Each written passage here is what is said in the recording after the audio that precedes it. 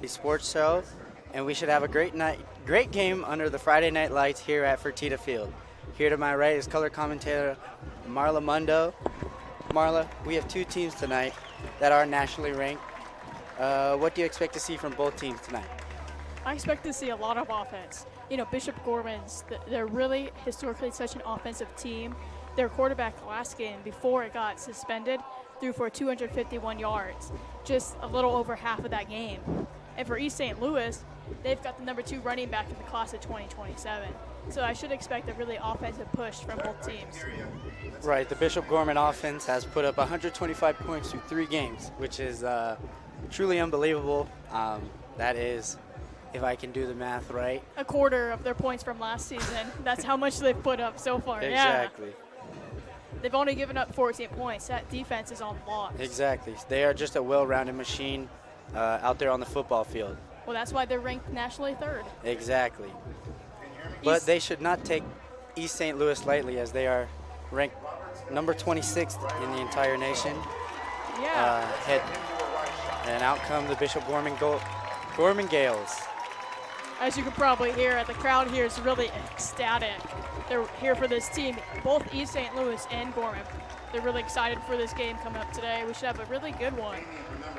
Right, especially hailing from Illinois. You didn't expect this many fans from East St. Louis to show up, but that's just how much support they have for their Flyers. Yeah, there's probably about 200 people here. And no one should take East St. Louis, the Flyers, too low. They're a really good team. They played one game so far this year, and that was in New Jersey against the top team there, the 15th in the nation, Bergen Catholic, and they only lost by 1. Right. How do you feel about that, Thomas? Right, I mean, it's tough, your first game, being on the road, away from your home atmosphere, can be a little tough to get things going, but we should have a great game here tonight. The Gorman Gales already have played 3 games, but it should be the Flyers that feel fresh and ready to go here tonight. Mm-hmm. Yeah.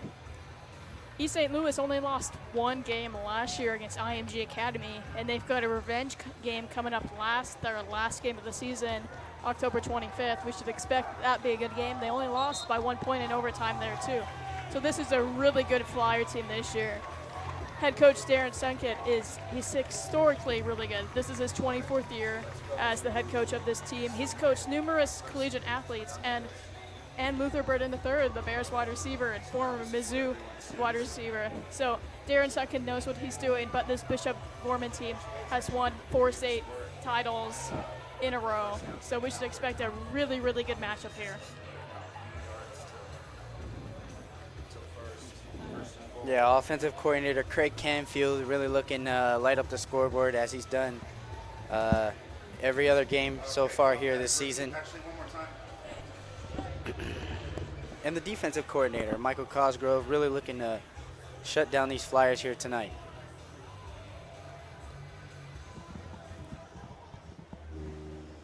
Yeah, dude, when you ask me a question, you gotta let your thumb off the button so I can talk. And here we have the coin toss, Okay. joined by Jeremy Chin of the Las Vegas Raiders. How about that? Yeah, the Raiders are sponsoring this game. This is their football game of the week for high school. You can see we've got the mascot out there with his spikes on his helmet. Really such exciting stuff here. Right. A lot of the fans have towels that have the Raiders on it that they gave out. It's really such an honor for the Raiders to be here today. Right, it's such a great crowd atmosphere here too. It looks like mostly every single seat is taken here on the Bishop Gorman side, as they are looking to show support here tonight. Yeah, the band's here. They sounded great. They played the national anthem earlier. It's really quite beautiful. We saw the sunset earlier. We can see the strip from here. Right. Yeah, we got a view here in the Bishop Gorman broadcast booth. It is honestly an honor to call a game in this broadcast booth. Yeah. Every member of our team so far is taking a picture because it's been so beautiful out here. We're really excited to see this game. It's going to be a really good one tonight. Right, so that last game for Bishop Gorman, they're outscoring Lone Peak, the number 2 ranked team in Utah, 35-14 in the first half before the game was forfeited. Do you expect the Gorman Gales to have a fast start like that one last game?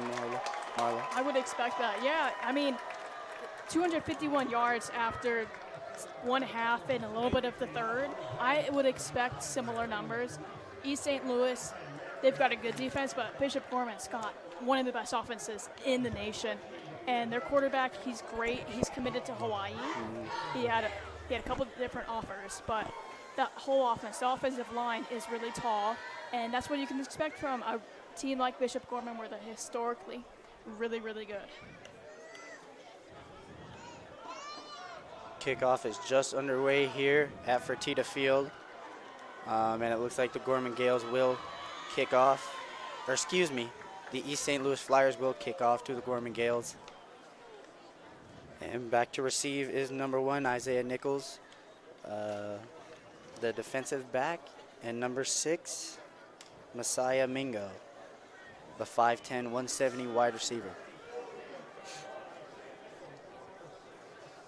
So East St. Louis has got the number 2 running back in the class of 2027. His name is Mason Cook Johnson. He's now a junior. He transferred from the Texas Powerhouse School of DeSoto.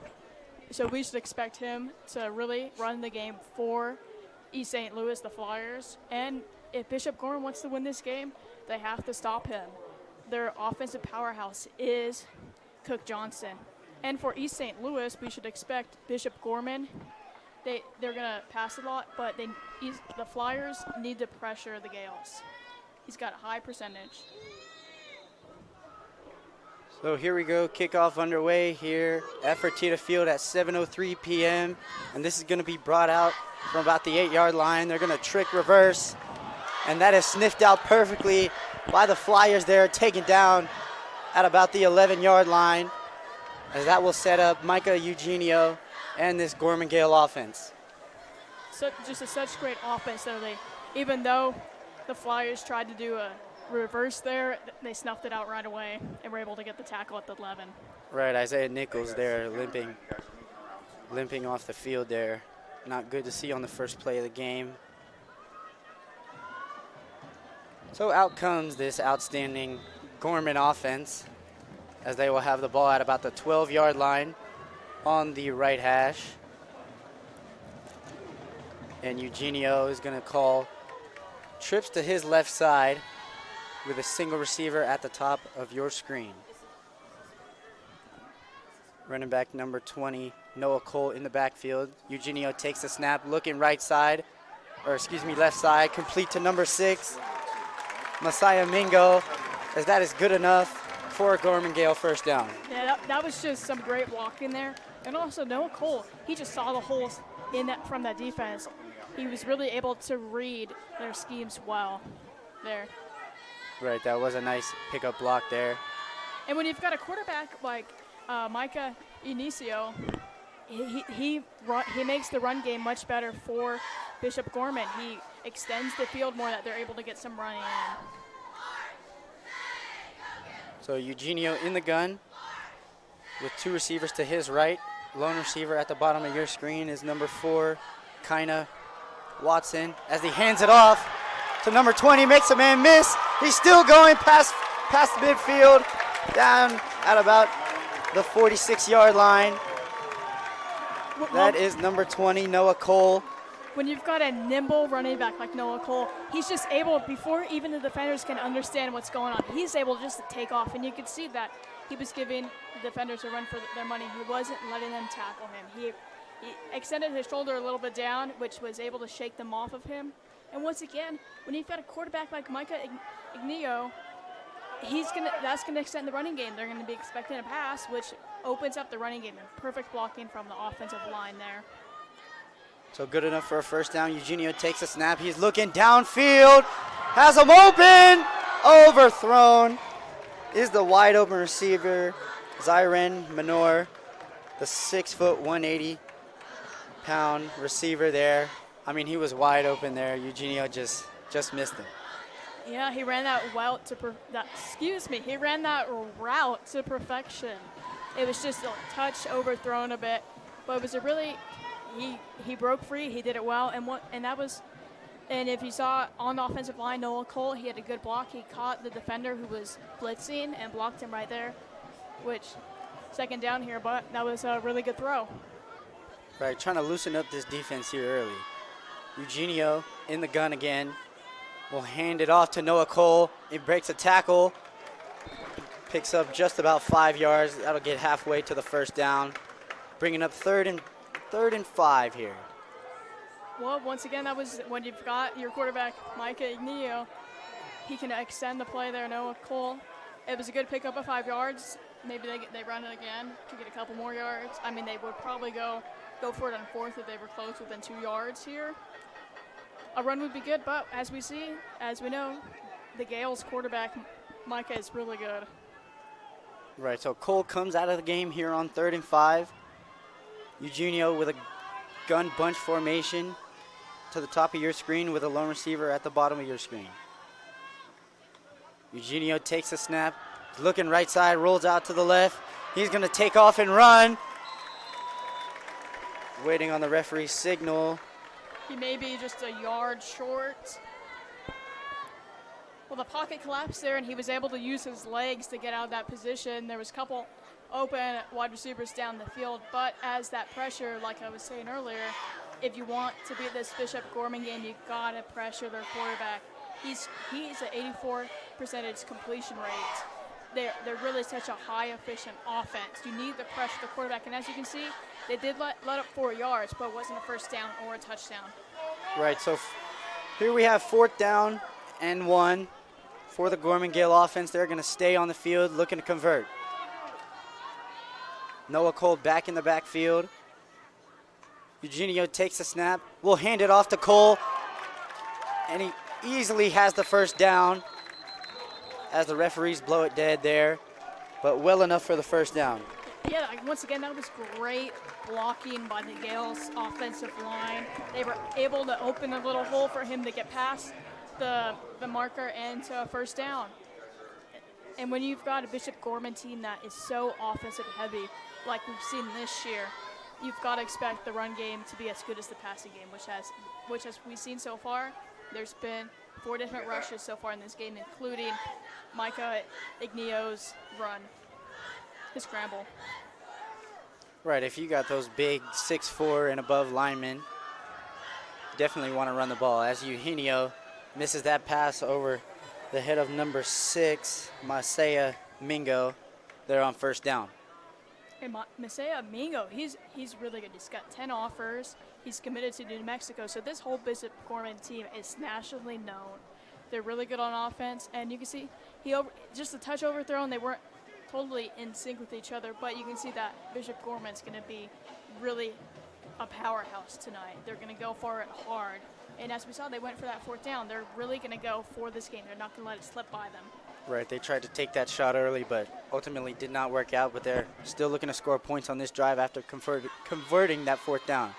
2nd down and 10, Eugenio flushed out of the pocket to the right side. Flag down as he's sacked by number 54. But there's a flag thrown.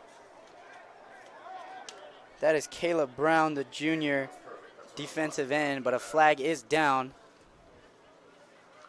He had nowhere to go. They caught on to how he's able to run really well, but there was a couple open plays. But again, once that pressure gets to him, that's what stops this Bishop Gorman team this year.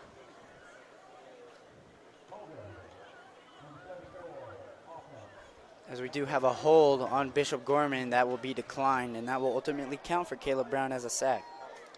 What a great way to start this game off defensively for the Flyers. They really needed something to show that they were able to compete with this Bishop Gorman team, and we've seen it so far on the line, even though they've let up a couple great long runs, but that was a good sack. So we've got 3rd and a mile. Eugenio backed up to his midfield.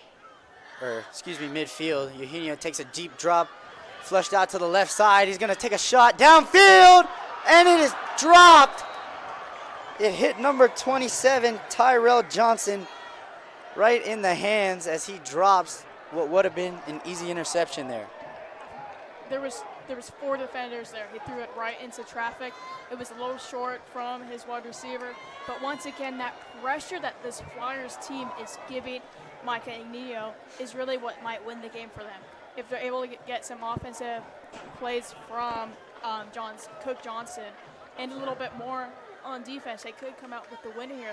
What an upset would that be? Right, if you're East St. Louis, that is exactly what you want, you know, making Eugenio look uncomfortable back there, as this will bounce at about the 4-yard line. What a punt there. And he's excited. You can see him going over there to his special team unit. He's really excited Hudson about that. Borsari will pin this down inside the 5, as that will bring up this East St. Louis Flyers offense. That's what makes this Gorman team so well. They're not just good on offense. They're good on offense. They're good on defense. And their special teams is really, really good, as you can see on that punt. Perfect. He got the right amount of spin on it to not spin into the end zone and get a touchback. It just span out of bounds right there at the 4. Right, so out comes Reese Shanklin and this Flyers offense, as they are backed up well into their own end zone. We'll look to convert something out of basically nothing here. They were quite excited coming out. You can see them jumping up and down and hitting their helmets. They look like motioning right. Motion is Cook Johnson, the standout running back. Shanklin will throw it to his left side, complete to number 10, Armad Sharp, the senior. When you're backed up into your own end zone like that, you have to get it off a fast pass, which was what they did. And he hit him right there, so the defender was behind him, and it was quite in stride. So after that 7-yard pass, we got 2nd and 3 coming up for Shanklin and the Flyer offense, as Cook Johnson motions out again. Empty backfield for Shanklin. Takes a snap, fumbles the snap, but referees blow it dead, as a timeout was taken by the Gorman Gales. You got to feel bad if you're the Gorman Gales here, head coach. They could have had that fumble. Maybe they could have sacked him to get a 2-point safety. But they're going to get a timeout to regroup right here. Right, they must have not liked something there defensively. Well, they gave up 7 yards the previous play. Right. They're looking to regroup here.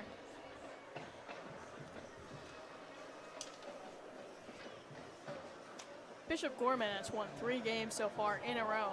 We were talking about that Lone Peak win where they won after a forfeit from Lone Peak. They've also won against Kahuga 38-0 in Hawaii, and they also won against Centennial 52-0. They've only given up 14 points this year. This is a really tough defensive team we have right here for the Gales. Right, so when you see them look a little out of sorts, like calling a timeout on their first, defensive drive of the game, it's kind of shocking at points. Yeah. I would expect here from the Flyers a run. They've got Cook Johnson. He's the number 2 running back in the class of 2027. And after that good offensive play, you maybe want to catch Gorman off guard and go with a run here. They might not be expecting that from this Flyer team. So both teams break the huddle here. Still 2nd and 3 with 7.5 minutes left here in the first quarter. Seems to be some confusion there. It's looking like a cover 2 from the Gales here. You're going to do zone down below. You got Shanklin, empty backfield again. Trips to his left. He's looking right side, looking to take off, and he accelerates through. Looked to be a crowd as he easily picks up the first down. Wasn't quite the run I expected, but it was a really good play from him. He was able to sense that after 3 seconds, this Gorman team can come after him and sack him or pressure him. He was able to sense that. As we've seen in this pass before, he hit that pass super fast into a couple seconds into their possession. So we should expect a really efficient offense that's fast-paced. As we saw from that run, he took off after a couple seconds. Right, both teams have mobile quarterbacks. I feel like that has revolutionized our football game here today. Being able to run the ball as the quarterback has really changed the game of football. It has. 1st and 10, Cook Johnson motions out to his left side and flags down. Awesome. As it looks to be a delay of game call on the Flyers, and that will back them up 5, making it 1st and 15. They just let the clock get the better of them right there. They weren't quite ready. They maybe were having some confusion on the calling of that play, and they weren't set up. So the delay game must hit them hard here because they're backing up into their own end zone territory once again. Right. 1st and 10 at the 12. Cook Johnson motions out again. Empty backfield for Shanklin. Shanklin looking left side. Quick pass, and it is broken up, incomplete. Number 26 there defensively. That is Jordan Lutu, the linebacker, there to break that up, making it 2nd and 15. He motioned Cook Johnson to do a streak, if you saw there. They had the other wide receiver do a little dip and cut back, and then they had Cook Johnson take off. But once again, he wants to get that ball off quickly, so he wasn't really looking at Cook Johnson's way. Right, 2nd and 15. Cook Johnson in the backfield now with trips to Shanklin's right. Cook Johnson will motion out again. Empty backfield for Shanklin. Shanklin looking right side, evades, back in his end zone. He's scrambling around, makes a man miss, and slides down for about a gain of 3 there. Making it 3rd down. The defensive line on the left side for the Gales is just so strong, as we've seen this season. They're just so strong that they're able to get past the Flyers' offensive line and pressure him, which why he ended up taking off too much to go in there. And the defensive backs had the routes covered while there wasn't an open path for him to throw. Right, they looked to set up a screen there on 2nd down, but ultimately nothing was there. They're set up with 3rd and 12. Pressure coming. Shanklin stands tall in the pocket, delivers a nice pass. 1st down and more for number 10. That is Ahmad Sharp, for the 1st down. And Shanklin took a hit on that and delivered an excellent pass to move the chains there.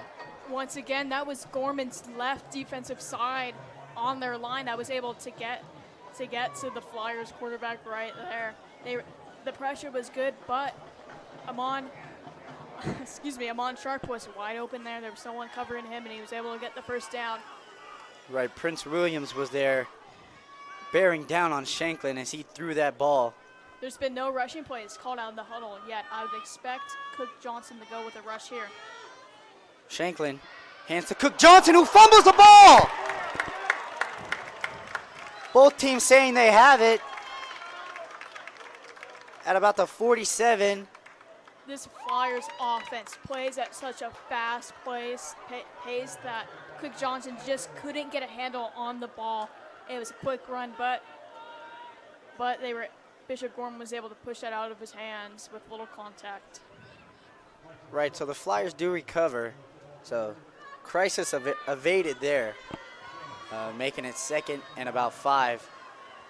And looks like Cook Johnson came out during that play. We've got in a different running back in the backfield, number 26.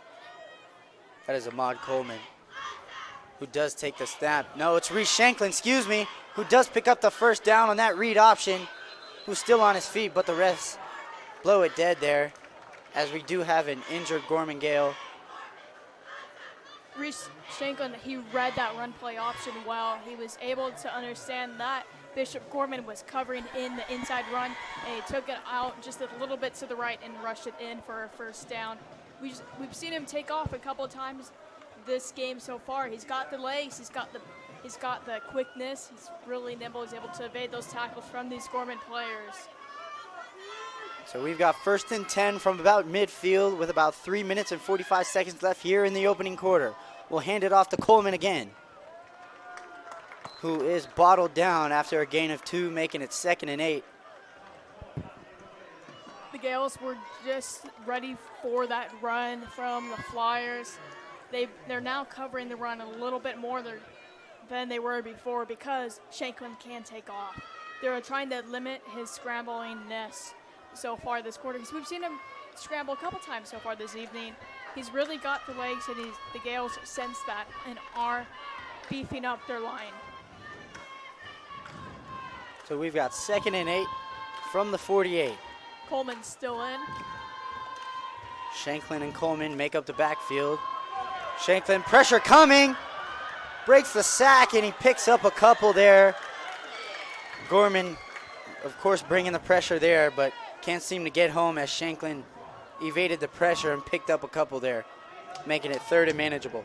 Yeah, one thing we haven't said about this Gales defensive back so far is that they are all really good. The Gales head coach was the defensive backs head coach before he took over, so you would expect their defensive backs to do well, which we've seen there. They're covering these wide receivers and the tight ends, and even at some times Cook Johnson when he rushes. We've got 3rd down and 7. Crowd coming alive here early in the opening quarter. Little quick screen pass that is blown up by number 28. That is Xavier McDaniel, the defensive back there, to blow up that screen pass, and what brings up a likely punt situation for the Flyers. This Gales defense is just so good. They have over 50 tackles for loss from this defense, and they were able to read that screen well. They got to him right before he was able to get any yardage there, and the punt's coming up here on 4th down with 1:36 left. So 4th and long, high snap. Shanklin able to punt it away safely as this takes a backspin, takes a Flyer bounce, and as it rolls out of bounds just at the 19-yard line, as this will set up the Gorman Gale offense. So Marla, yeah, what do you expect to see on this second drive for the Gorman Gales? You know, they took some early shots out there from Micah Ignio. I would expect them to do a couple more shots. They might get their running game in with Terrence Grant, but Micah Ignio is just so good. He's committed to Hawaii. I think they're going to let him lead the team. He's the captain, and lead him here on this drive down the field. So we've got 1st and 10 from the 20 are the Gales, and Eugenio comes out with trips to his left side. Eugenio in the gun will keep it on a read option as they will set up some trickery as that is complete to number 4. That is Kino Watson, the receiver there. That looked like a nice play there on offense to get the drive going.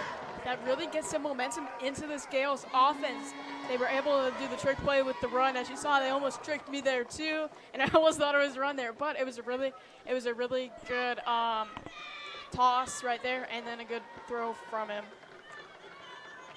And Keona Watson, he's also really good for this Gales team. He's got 3 offers and he's committed to Hawaii. He will be staying with his quarterback.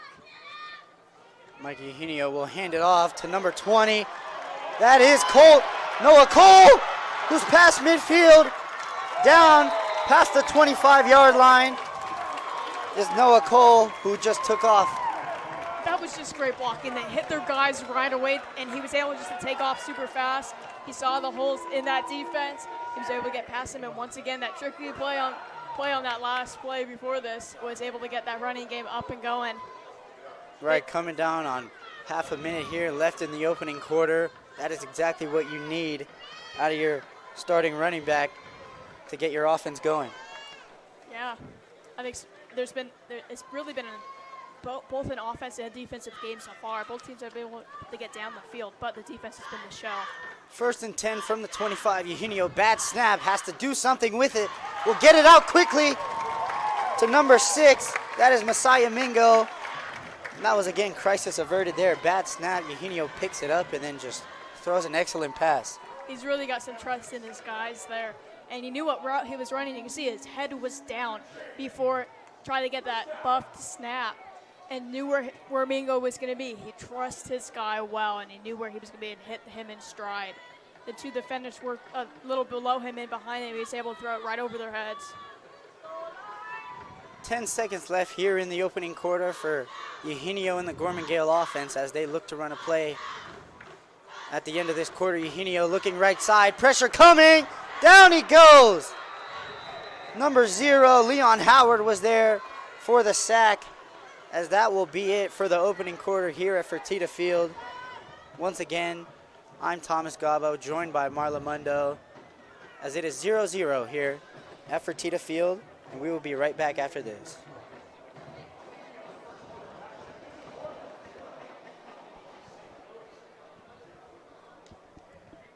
All right, sorry about the fan, you guys. Back at Fertitta Field for the start of this second quarter here on NFHS Network. I'm Thomas Gaba with the Varsity Sports Show. Joined to my right is Marla Mundo as we have a 0-0 ball game. So far, as the East St. Louis Flyers have pretty much done their job so far. Yeah, their defense has been able to snuff out this Gales offense coming up. I mean, the Gales, they had a promising drive during the first quarter, but their pressure to the quarterback, Micah Ignio, was just too much for the Gales to handle, and they had the punt. And we saw one possession from the St. Louis Flyers, but they also came up short with a punt. Second and goal. Eugenio fumbles the ball, but he has to improvise as he scrambles, and he's down to the 3-yard line. So another bad snap there as Eugenio easily gets out of dodge there as he sets up 3rd and goal from the 3. He got sacked right at the end of the quarter last play, and he was able to learn from that and took off there and scrambled to get a couple of yards a little closer. I'd expect Cole to take the ball from here, and they should just drive it in 2 times, get an easy touchdown there. Eugenio 3rd and goal with trips to his right side. Cole in the backfield. Eugenio looking right side, has to scramble outside, looking wide open in the back of the end zone is number 3, Terrence Grant for 6.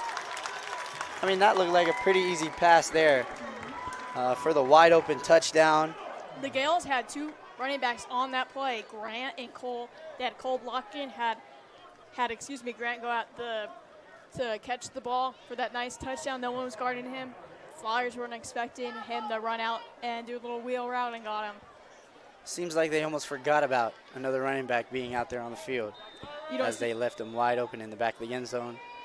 You don't see 2 running backs too often anymore, really only with the Detroit Lions. You know, you can see it. As Bersari's kick is good. We have 7-0 here at Fertitta Field with 11:09 left in the second. The Flyers' last drive was promising, but they hit a little roadblock there and had the punt. But we could see more passing. They really get the football out quick out of Reese's hands, which they should try again this possession. And they should also get Cook Johnson. We didn't see him rush more than twice last possession. He's the number 2 running back in the class of 2027. They should really get the running game going here. Right, they might be a little hesitant to get Cook Johnson going after that first touch fumble at around near midfield, but they definitely need to get him going here in the second drive of the game. Yeah. And the Gales defense is just, they're such a powerhouse.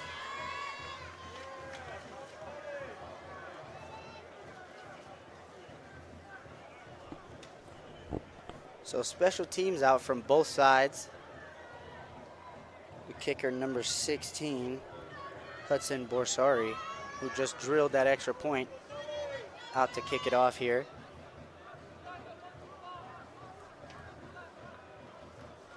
The Gales have a great defensive line, which we've seen them pressure Reese a couple times last possession. We should expect them to do that a little bit more.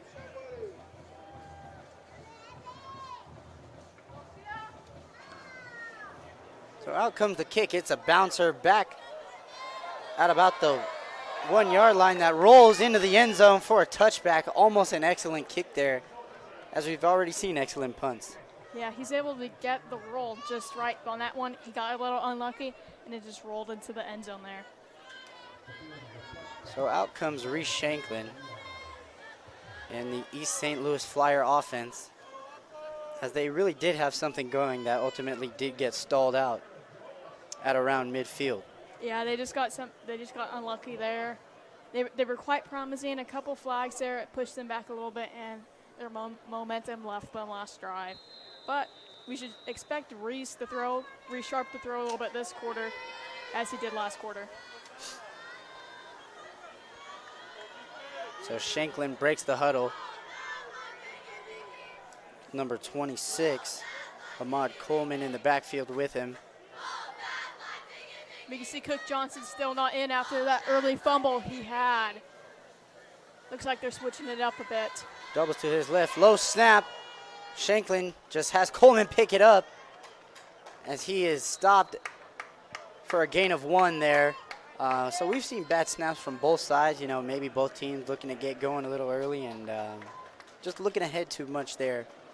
It's still early in the season for both of these teams. You know, the Flyers have only played 1 game. Bishop Gorman's played 3. I mean, there's going to be mistakes. There's going to be mistakes all year. I think they're just going to work out the mechanics of some of these snapping. New quarterback for both teams, some new offensive linemen. They're still working in their togetherness. So 2nd and 9 with 10.5 left here in the second quarter is the motion man. And he just checks it down. Who gets blown up? Setting up 3rd down. That was a nice tackle there in the open field as he put a cement wall in front of the ball carrier there. Once again, we've seen with Reece Sharp, he's got this quick release. He's done that a couple times so far this game. We should expect more from that. And it's really, he gives them their offense such high efficiency. They don't let the defensive linemen get to him that way. And if they do, he's just going to take off and run. So we've got 3rd and 4 and a fumble. And he is sacked by number 41, Prince Williams. As that will bring up 4th down for this Flyer offense. So not the start that they wanted at all. 2 fumbles on 2 snaps, or excuse me, 4 snaps here on their second drive of the game, and you know Reece Shanklin has to look the ball in. Yeah, we've had some struggles with the snapping and just with holding the ball for this Flyers team, but that was taken by Prince Williams, the captain for the Gales. He's able to read those plays quite well, and that's why he does what he does. So Shanklin here to punt it as it bounces at around midfield, but it takes a Gorman Gale bounce at about the 45. So Marla, Bishop Gorman is notable, is a very well-known school for NFL talent. They are, yeah. We have Ronnie Stanley, Pro Bowl offensive tackle for the Baltimore Ravens. Dorian Thompson-Robinson, who was just at the UNLV game this past Saturday. And not to mention, he was UNLV's quarterback. Right. Last year, I believe. Romo Dunze, who has not been away from here that long, but did score a touchdown on the Monday Night Football season opener. And another Bears wide receiver, as we were talking about. This East St. Louis team has Luther Burden III. They coach them, so it's really these teams produce such high quality players. So Eugenio from the 43 will hand it off to number 20. That's Noah Cole, who picks up about 4, making it 2nd and 6 with 8 minutes and 45 seconds left here in the second quarter. Well, when you're the Gales and you've got Micah Igneo in the backfield, that really opens up the run game from Noah Cole. They're not expecting, I could expect more run play options, so they could trust their quarterback in there to see the field. And looks like so far the rushing game's getting them some yardage here because this Flyers team is expecting a more power for the throw. Got 2nd and 6 here for Eugenio. As he takes the snap, he's looking left side. Has a man open, overthrown. Had a step there. Was number 6, Messiah Mingo. And Eugenio is really looking to air it out here early.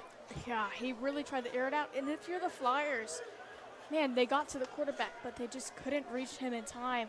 You know, if you're a couple steps back from the quarterback and you know you're not going to reach him, put your hands up, try to deflect that ball. Because if Igneo made that pass, that would have been a touchdown there. We would have seen another touchdown, and the Gales going up 14-0 here. Right, that would have been an easy touchdown, but instead we have 3rd and 6 here from the 39-yard line. Eugenio with trips to his left side and a lone receiver at the bottom of the screen. Eugenio takes the snap. He's looking left side, and that is dropped there. Setting up 4th down, number 13, That is the Carrier Weaver, the senior defensive back there on that breakup. Once again, they're able to blitz quite well, the Flyers here, but man, Igneo is just able to get the ball out right there. He knows when the blitz is coming and able to get to his first look, which there was he just couldn't get the ball too much. The defensive back was all over him.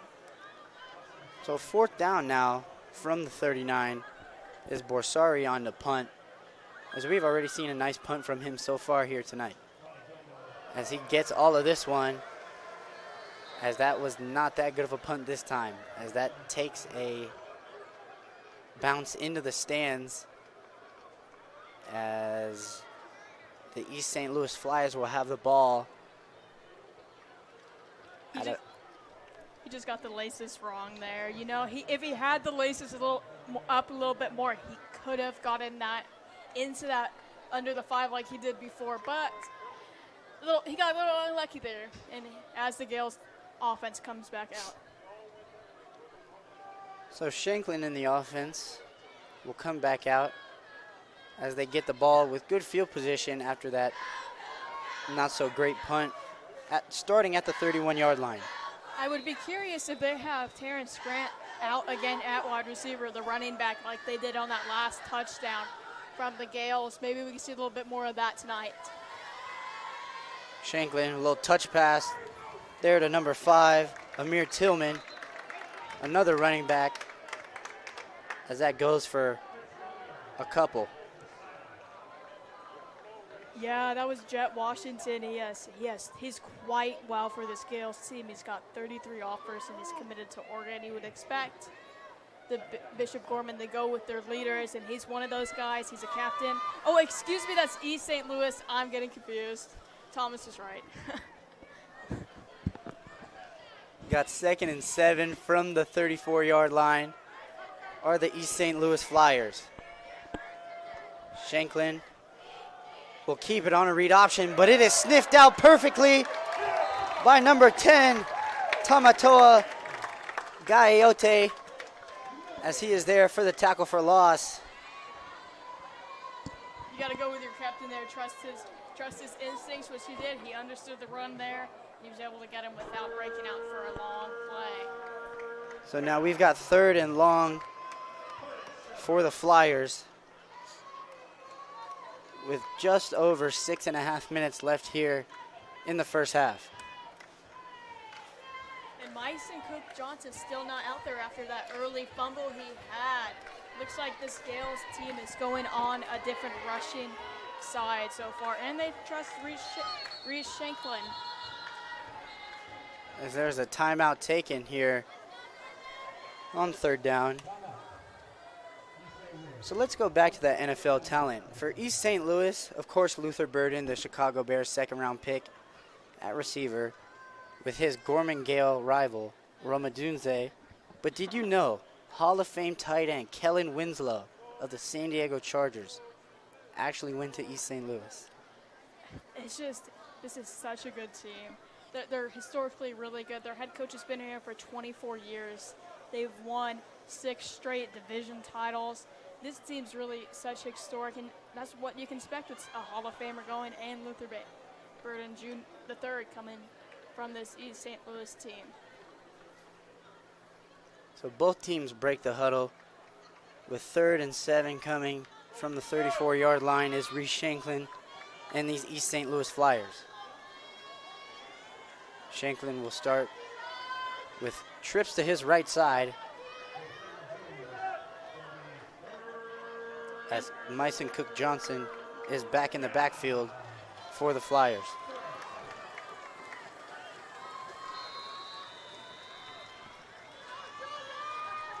We've got 2 safeties up high. It's cover 2 for 3rd and 7. Shanklin flushed out of the pocket. Williams was looking for another sack as he's throwing on the run, as that is a beautiful pass and catch there by number 2, Ronnie Gomiller, as a flag is down, as they are probably going to get the Flyers for excessive celebration. Just celebrate a little too much on that play. They've got to get themselves a little under control. They've shown a little too much emotion tonight, but that was a really good play by Shanklin. He was able to He's scrambled so much this game so far that the Gales are expecting him to, and he's able to get off that nice throw. Defender was behind him.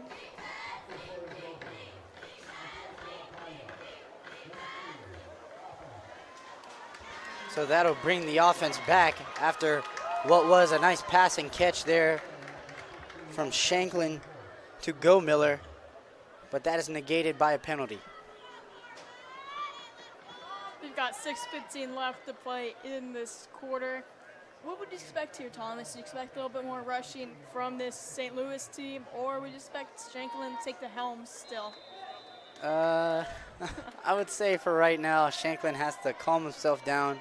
It's in a hostile environment, you know, nationally ranked Bishop Gorman. As he takes the handoff to number 5. That is Amir Tillman, who cuts back, and he's down at the 10-yard line. So that is exactly what they needed to get this drive up and running again. That was a wide open hole for him. They're expecting Shanklin to take the helm right there and rush or scramble or pass the ball, but they weren't expecting Amir Tillman to get that ball there. And what a nice, pretty play, and even some nice blocking from his wide receivers there. They were able to get only 2 defenders in front of him before the end zone. Quite a pretty run. He's so nimble, so evasive. Right, so East St. Louis flips the field as Shanklin takes the snap and hands it to Cook Johnson, who is barreling on a gain of about 5. Inside the red zone are the East St. Louis Flyers, set up with 2nd and 5 from the 6-yard line. When you've got a captain like Reese Shanklin, he really opens the field for that rushing game there. I mean, the play before we saw Amir Tillman have that long rush, and they were able to hand it off to Cook Johnson and get a couple yards there, getting closer to first down even in the end zone. I would expect them to just hammer it in here with Cook Johnson. Such an evasive player here. Just under 5 minutes left here in the first half. Motion man is number 2 as they hand it off to Cook Johnson again. Motion man was Go Miller there, as that did not fool this Gorman Gale defense, as it is 3rd and 5 now from the 6. So if you're East St. Louis, you really you cannot afford to stall out here deep into the red zone. You need 6. You need points on the board here because this Bishop Gorman team is just so efficient on offense. You got to be competitive and go touchdown for touchdown here. And we might see Shanklin take off again. I could expect a scramble if the Gales pressure him. He might just take off and run. Or a quick pass from him, as we've seen. The passes he completes are within 3 or 4 seconds of the snap.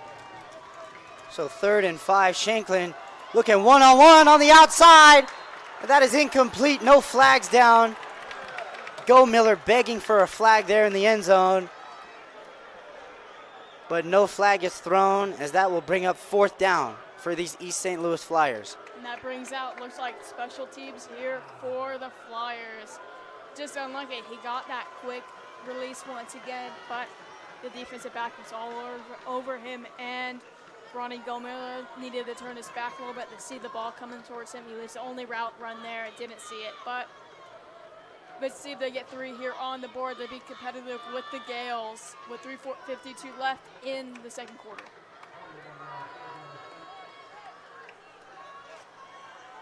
So number 35, Damon Pruitt on for the field goal try, as that is good, as we have a 7-3 ball game with 3 minutes and 46 seconds left here in the first half. They were able to get down the field with Amir Tillman there with that long rush, and Cook Johnson got a couple yards, but they stalled there right there near their end zone. Just a little unlucky there, but the Gales were really able to read their plays well, and that throw was just, he needed to turn his back, Ronnie Go Miller, to get the touchdown. But 3's not bad against the Gales here. You need all the points you can get against Bishop Gorman. So 7-3, the Flyers do get something, but they were wishing, obviously, for a touchdown there after that massive run there by Amir Tillman that set him up deep into the red zone of the Gorman Gales, but ultimately had to settle for 3. Bishop Gorman's next game is against Mater Day, and that's a revenge game for them. That was their only loss last season, so we expect them to want to carry some momentum over into that game. So Pruitt on to kick it off. With 3 minutes and 46 seconds, we'll kick it off to number 2.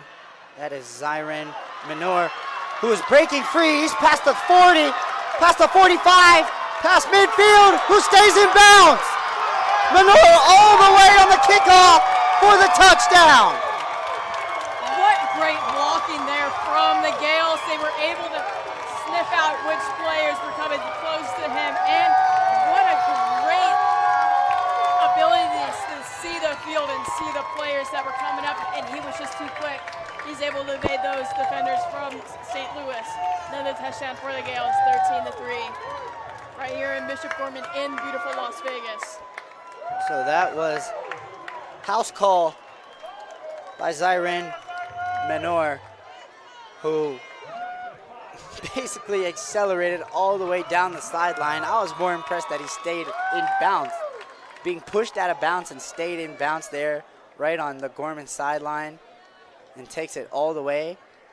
He evaded that tackle at the end. As that extra point is good by Hudson Borsari, making it 14-3 with 3 minutes and 30 seconds left here in the first half. You gotta wonder if that Gales defense is a bit gassed out. They left up that long run, and that they're running high on anxiety and everything that's going on. You gotta worry if they're a little tuckered out after just being on the field. And you can say the same for the Flyers. Are they tuckered out after that long drive there? Let's see as they come out onto the field. They might try the rush, but they've only got 3:30 to go here. They do still have 2 timeouts left. We could see a couple rushes from Cook Johnson here, or just have Shanklin take off and run. He's done exceptional today, but they stalled a little bit last way with that 3 points on the board. Right, I think the Gorman Gale defense will be just fine now that they're up 2 possessions here.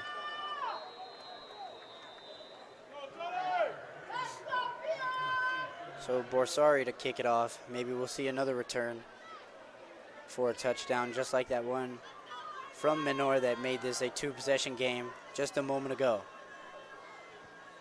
Borsari boots this all the way back for a touchback, as that will bring out Shanklin and this East St. Louis Flyer offense to the 20. No opportunity to run that back like the Gales just did. Just got a touchback right there. Let's see what Shanklin's got up his sleeves this play. He can run, he can pass. He does everything for this offense. And you've got Cook Johnson in that backfield. Really opens up the play when you've got good rushing game and you've got a good quarterback. That should open them for their tight ends to be more open. They can run some run play options there and see if his evasiveness will open something up for the St. Louis team. So there's your guy, Marla. Cook Johnson in the backfield with Reese Shanklin to his left side with trips to his right side. With 1st and 10 with 3 minutes and 30 seconds left here in the first half. Shanklin takes the snap. Will hand it off to Cook Johnson. Shanklin looked like he wanted to keep that one and pull it back, possibly for a pass. But you can't complain about a couple yards there on first down. Yeah, and you got to trust your guy. He's the number 2 running back in class of 2027. You got to trust your guys. And it was a good run there, but Bishop Gorman was ready. They were doing zone there. They were expecting a run from this East St. Louis team. But they've got 3 minutes left to get down the field. Maybe they get another field goal, or maybe they get a touchdown here. But see what Shanklin's got cooked up for his passes. Remember, he likes to pass early into the snap. He doesn't hold the ball too long. If he holds it too long, he'll scramble out of the pocket. Shanklin with 2nd and 7 has a motion man, but he is flushed out of the pocket, standing tall in the pocket, has a wide open receiver. That is number 10, Ahmad Sharp, who easily has the first down. See, Shanklin just has to trust his O-line, as he had a lot of time back there. Yeah, he had a lot of time, which is a little like unprecedented so far in this game. This Bishop Gorman defensive line has been able to pressure him quite well where he's had to take off it with the ball and run. But he trusted his guys there, stood in the pocket, which opened up Sharp to be open to get some yardage there and for the first down. And they're now to get into midfield and see if they can score here. So we've got 2.5 minutes left here in the first half. From the 41 are the Flyers looking to answer back after that kick return. Touchdown by the Gorman Gales. Shanklin, deep drop, pressure coming! Prince Williams again with his second sack of the game. Went right by the right tackle as he is stat padding here late in the first half. Shanklin had his eyes on Ronnie Gomilla there, but the Gales were able to catch him off guard for the sack. You've got to, if you're the Gales here, you've got to be proud of this defense. Only let up 3 points this whole quarter against a really good offense with Shanklin and the number 2 running back, Cook Johnson.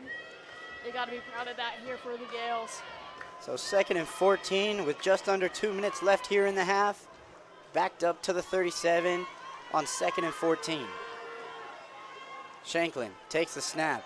Deep drop. Looking right side. Pressure coming again. Down he goes. Number 26. Jordan Lutu there. Came like a heat-seeking missile to set up 3rd and long for this Flyer offense. There's no stats for good coverage, but that was really good coverage from Braylon Manning there. He was able to follow his man all the way down the field. As you can see, they're still coming off from down that field. He caught him right there, and there was no open player for Shanklin to pass to, which he got caught up with that sack there. So we've got 3rd and 20 with just under a minute left here in the first half. Looks like Amar Tillman's back in for the Flyers. He had that long run earlier today. Shanklin takes the snap, will just hand it to Tillman, who did break one off earlier, but he is shoved out of bounds at around the 40, as that will likely bring out special teams for the Flyers. If you're the Gales, I wouldn't expect them to really try to close out this quarter. I think they might just rush it a couple of times and go to the locker room here. This Gales defense is just so good.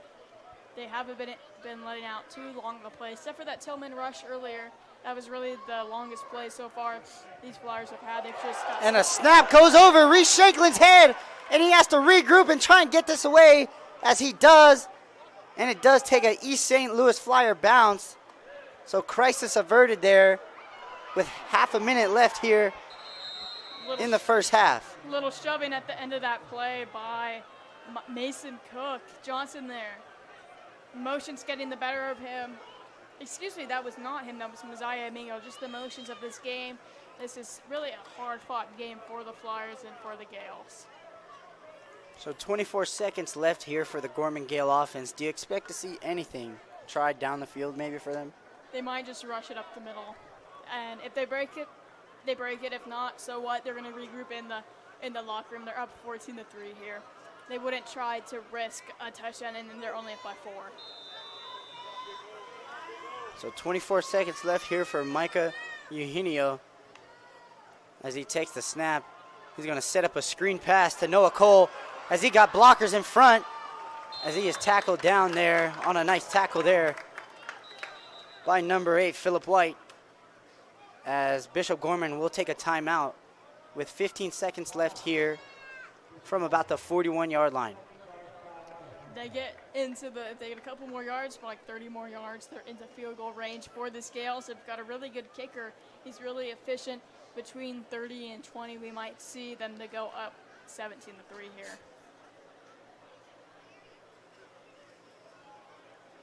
So a timeout taken by the Gales with 15 seconds left here in the first half. Head coach Brent Browner and offensive coordinator Craig Canfield, are looking to draw up what could be probably their best play of the half to try and get some points here. We haven't spoken much about Brent Browner so far in this broadcast. This is his 4th year his 5th year as head coach. He's won 4 state titles in a row, including last year where they won 69-7 against Arborview. He has such a winning culture with his team, and historically they've always won here. They've only lost once in the past couple of years against Liberty. That was 6 years ago before the pandemic in the state championship. So 15 seconds left here for Eugenio, who has doubles on both sides of him with Noah Cole in the backfield. Eugenio takes the snap. He's looking left side, and he's got a man wide open. That's number 6, Messiah Mingo, who picks up the first down and a lot more, and he is ultimately shoved out of bounds. That does stop the clock with 8 seconds left here in the first half. We've seen this connection before. They've done multiple plays like that. Mingo didn't even have his head turned to his quarterback, but he sensed that the ball was coming his way and was able to catch it for a nice gain there of about 20 yards. Yeah, that's excellent timing there by Eugenio to Mingo. You know your quarterback and receiver connection is good when you can just turn around and the ball's right there. Yeah. I mean, there's a couple guys on this team that are sticking with their guy, and they're all going to Hawaii together. We've got Mingo's not one, he's going to New Mexico, but we've got Watson, number 4. He's also going to Hawaii with his quarterback. Shout out to 808. Eugenio in the pocket. We'll get a quick pass there to Mingo, who's trying to get to the sideline, as he does with 2 seconds left, as this will bring up a long field goal attempt for Borsari. And he's ready. He's locked in right here. He's got his eyes on the post there. Let's see what he's going to drop here. Is it short? Is it long? Let's see what we've got from our guy here. So this will be a 44-yard attempt for Borsari to send the Gales into halftime, hopefully up 14. Got good snap, good hold. Borsari's kick is blocked! As the Flyers will look to pick it up, is number 12, who's got a convoy down the sideline. That is David Davis, who is tackled there to end the half. I believe he might have stepped out of bounds just a little bit before that, but what a block by that Flyers line that end the score, maybe inciting some change for them. Right, that was a nice block here to end, maybe the momentum that you do need and get to the locker room, limiting the damage here in the first half for the Flyers.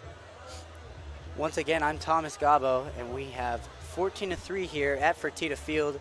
To my right is Marla Mundo, and we will be back after halftime. I'm Thomas Gabo with the Varsity Sports Show. To my right is Marla Mundo. Marla, what did you think about the first half there? The Gales put really an offense and defensive performance there.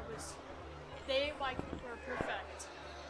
Every drive they were able to get down the field and score. Their defense was able to help pull back this Flyers offense that are high efficiency. They lost by 1 last week, but it's gotta be tough on the Flyers coming here from New Jersey and they're from Illinois. It's gotta be hard coming all the way New Jersey, then Nevada, then back to Illinois. But this Bishop Gorman team is just so efficient. Ignio, quarterback 14 for Bishop Gorman, has really put on a performance. He puts Gorman on the map. Gorman's got always really good quarterbacks, really good rushing, really good defense. We were speaking a little bit earlier in the first half about a couple of the players following their guy Ignio to Hawaii. We've got Isaiah Nichols, he's committed to Hawaii. We've got Watson, Kayana Watson, he's committed to Hawaii too. We've got Hudson Borisine, the kicker, he's committed to Hawaii. All of these guys are following their leader, Mark Ignio. Speaking of Mr. Ignio, how do you feel that both quarterbacks should play in this second half? They both play really well. For Gorman's quarterback, Ignio, he's really comfortable in the pocket. He's able to get his throws off quick, efficiently, and they're two of those guys. He's taken shots early in the game where they're we've noticed he's taking a lot of shots down the field. He's comfortable with the ball and with his line. And for the Flyers quarterback, we've got Reese Shanklin. He's really taken this game into his holds. He's scrambled a bit, he's passed a bit. He's really great for this offense. So Borsari will kick it off to Amir Tillman in the back, standing at about the 10-yard line. But that is booted all the way into the back of the end zone for a touchback. And out comes Reese Shanklin and this East St. Louis Flyers offense. They had a little bit of a heartbreak last play where they had that block punt, couldn't get it down to a touchdown. They got quite close. They got within 30 yards, but taken down right around there. It's got to be heartbreaking. They couldn't be down by less than a touchdown. Right, and the Flyers are still in this game. It's only 2 possessions, you know. I'm sure we all thought that Gorman would come out punching. Yeah. But, you know, the Flyers stood tall in the first half. Just have to carry it on to the second half here. One play that's quite surprised me has been Tillman. The other running back for the Flyers, he had that long rush earlier, and he seems to be really comfortable, and he's in back right now in shotgun formation right now. Shanklin with 3 receivers to his left. We'll start with a RPO. That's almost intercepted there to start the second half.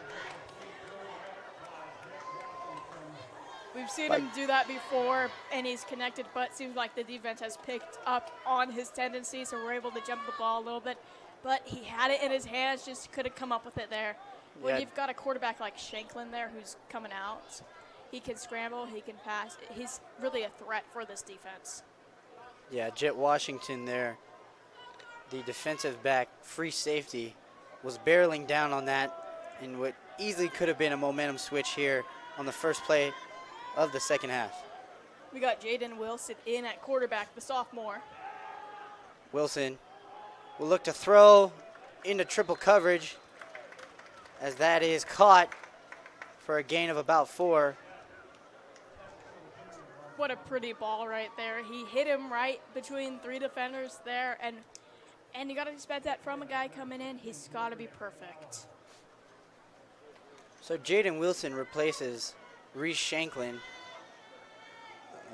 early in this second half.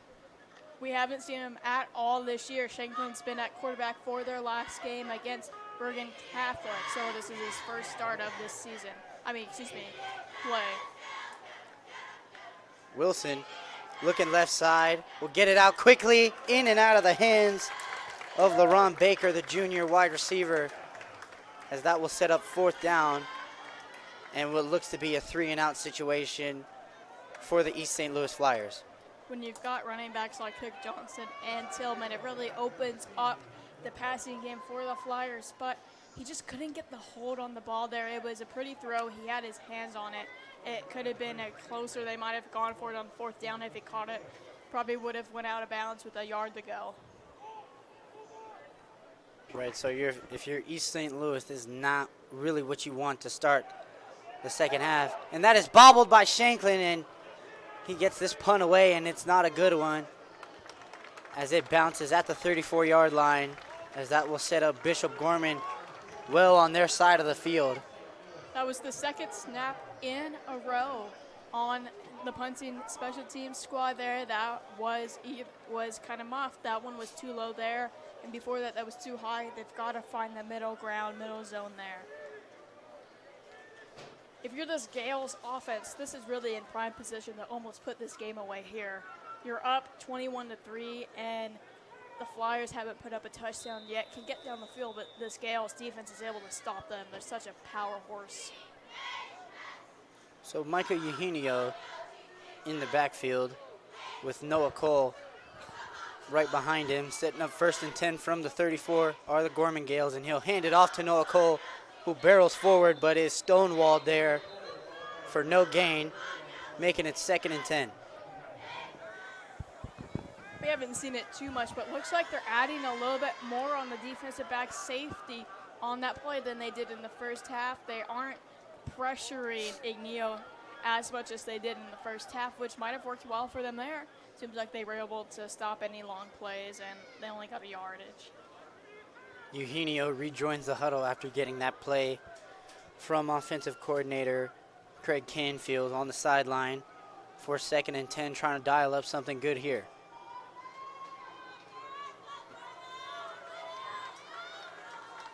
Second and 10, the motion man is Mingo. As he takes the snap, gets it out quickly to Cole, and that is a nice tackle there. He's gang tackled by number 21, James Bryant, the linebacker there to sniff that out on that running back screen, what seemed to be, and gets a tackle for loss. The Flyers sideline was ecstatic after that tackle for loss. They read that play well. They were able to get the little running back pass under control, but you see they almost had an interception there. He was just a couple inches off from catching that ball, and he maybe would have ran it back and made this game more negligible. So we've got 3rd and 15 from the 39-yard line are the Gales, who have been pushed back on their first drive of the second half, but look to get something here on 3rd and long. Eugenio, deep drop. He's looking to take a shot. He's got a man wide open. That is number 6, Messiah Mingo for 6. His number 1 target there, Mingo. We've called his name quite a couple times so far this game. Hasn't come up with a long catch like that. They were able to connect on that play. And when you're the Gales and your offense is just so efficient, a play like that's just got to get them excited on that sideline here. Right, what a nice pass it was from Eugenio, as he has taken shots all night, and one has finally connected. 6 for 6 there. Mingo scores 6, pending the extra point from Borsari, as it is 20-3 here with 9:07 left here in the 3rd quarter.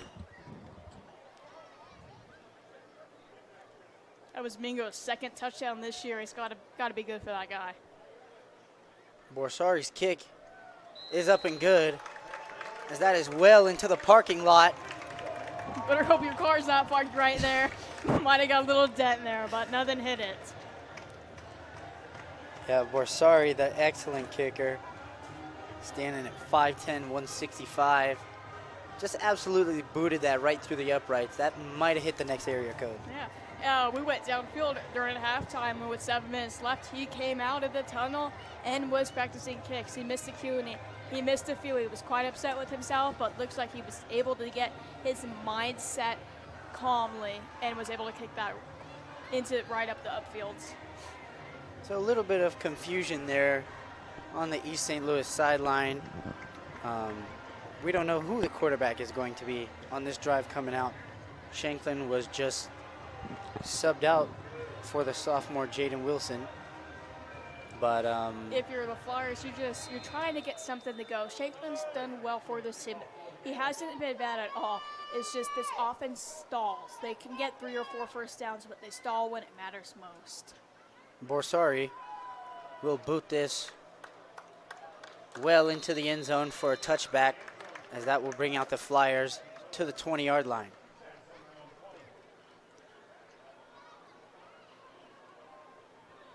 Also, they've got a little question on who their running back is. You know, they've got Cook Johnson in, and they also had Tillman in at times. So this offense is really 7 people in and 7 people out, and seeing who's going to be that playmaker of this game, who's going to be able to get the Flyers on the board, who's going to get their touchdown.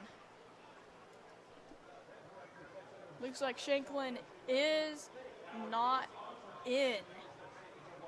Looks like Jaden Wilson is in at quarterback. So Wilson's still in the game with a split running back set there. A little handoff to number 26. That is Ahmad Coleman, who's breaking tackles. He's past the 40. Down at midfield. On a nice run that was by Ahmad Coleman. What a great rush there. When you've got a Flyers team like this who can block well at times, it's good that he was able to see that rush and that zone where there were still defenders there, and he's able to get a long run off of that. That's a good drive starter there. And that's the 3rd running back that this Flyers team has put in and have tried rotating around. That was a nice long rush. Let's see if they got some momentum going maybe after the halftime locker room talk. 8.5 minutes left here in the third quarter. They'll keep with this split back set. And they'll hand it this time to Amir Tillman, who gains 5 as he brings a Gorman Gale defender to the sideline with him. If he had a different angle, he might have made him go with him on that run right there. But once again, he was able to see the holes on that defense. And when you've got quarterbacks like Shanklin and Wilson right now, we've seen they can throw really quick and precise throws, which makes this Gales defense a little off kilter. You're not expecting what's going to happen, a run or a pass. So Tillman picks up half, making it 2nd and 5, only needing 5 there for the first on 2nd and 5. East St. Louis will keep this split back set as they will hand to number 6. That's Cook Johnson, who has the first down and a lot more as he barrels over a defender. And he is down at about the 27-yard line. And that was a nice run there by Cook Johnson, trying to get the running backs by committee going here. We didn't see really many rushes in the first half. It is really good that they're going with the 2 running back system here because if you know a run's coming, you don't know where it's going though. They've been doing these sweeping plays, which have seemed to be the difference maker. They haven't been able to get many long inside runs. That long run early in the first quarter from Tillman was another outside sweep. So we'll see what else the Flyers have going.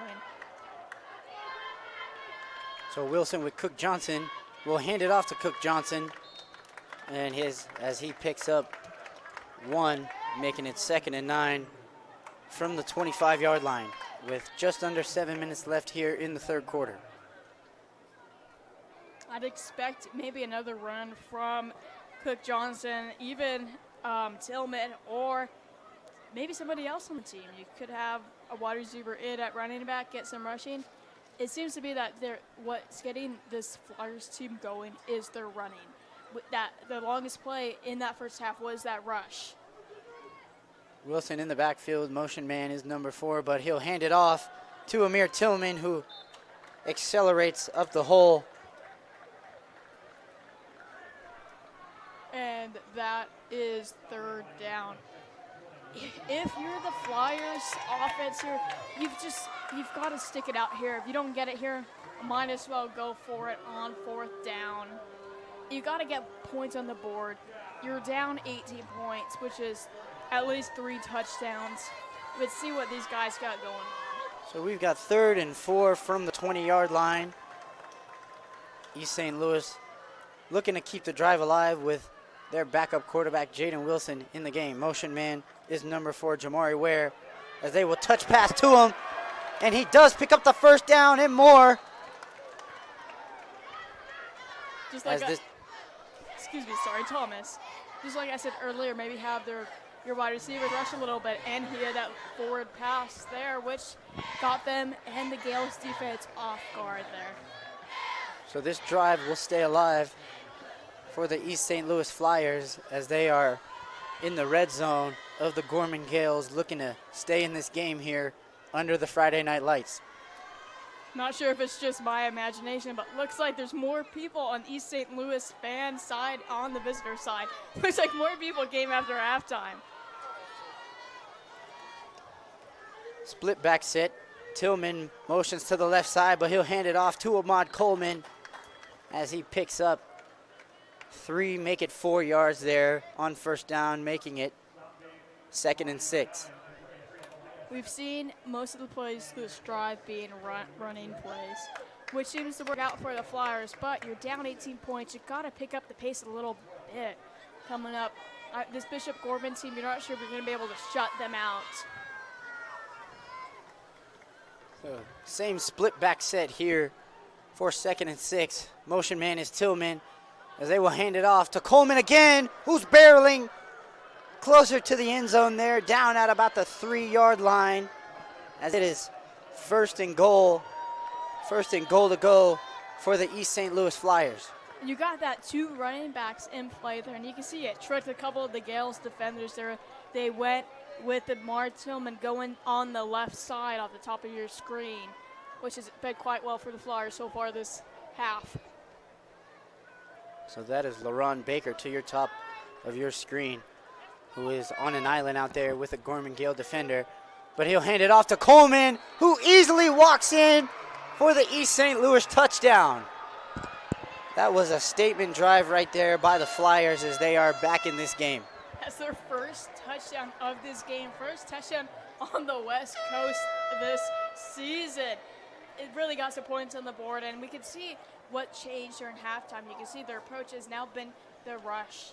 They've been able to run the ball. They have 2 backs in, and they're switching 3 different running backs in, coming in through this. You've got Coleman, you've got Tillman, you've got Cook Johnson, and even they had LaRon Baker Jr. rush the ball at one point during this drive, which seems to be working for them. They're tricking the Gales defense a little bit. They don't know where they're going to go. So Damon Pruitt on for the extra point. Good snap, good hold. His kick is up and good, as it is 21-10 here at Fertitta Field.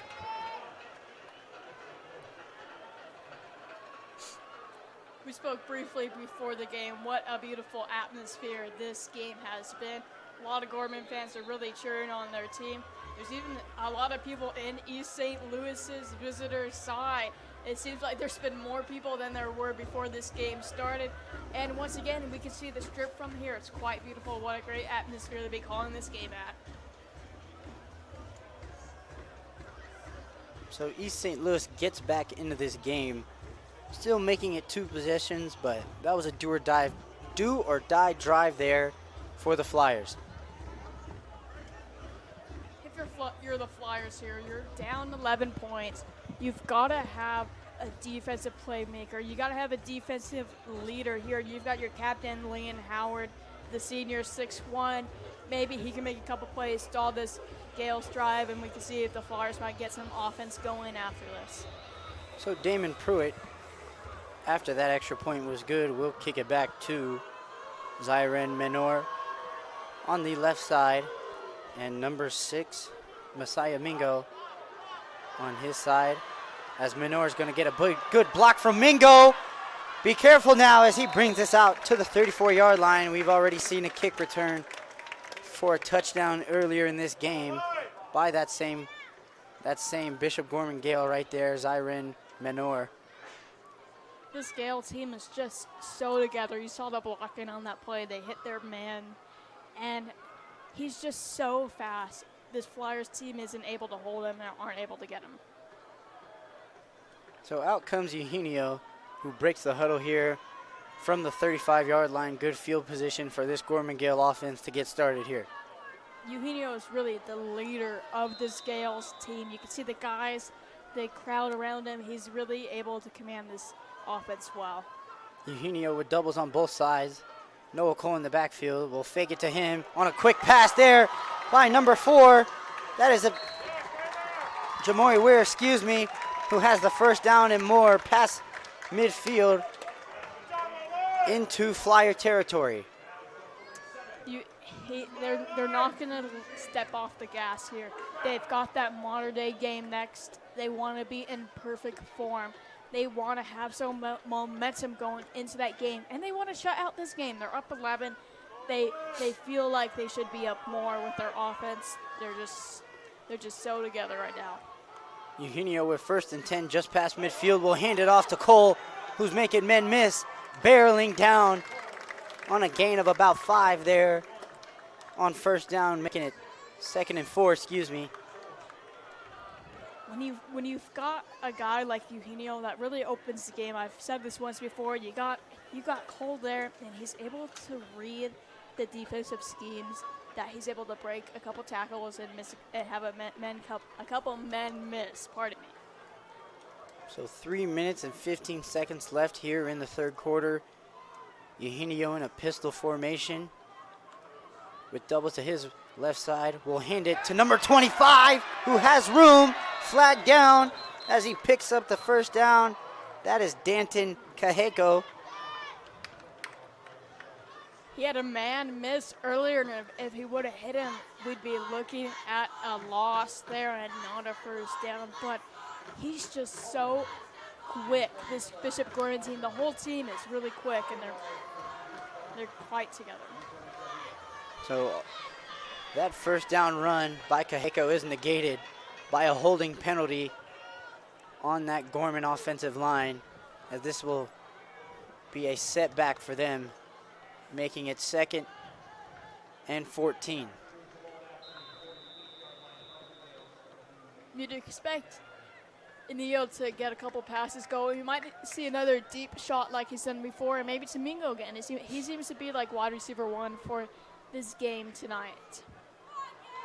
So Eugenio with doubles to his right side and a bunch to the bottom of the screen. Eugenio takes a shot deep. He's got him wide open, and he breaks a tackle into the end zone.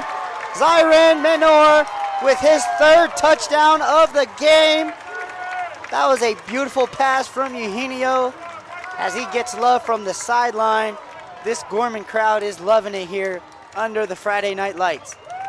When you see that Gorman, kind of their drive almost stall, he lets out a deep pass and gets them going. We've seen that once before. We've seen that with Mingo, and he hit him in stride. The defender was way behind him, and he was able to get them in for that touchdown, up 17 now. So pending the extra point from Borsari, as there's penalties down, as a Gale offensive lineman is struggling to get up there. Just kind of fell back there. There might have been a little pushing before that play. Kind of hard holding all that weight up sometimes, and then you just fall backwards. Happens to the best of us.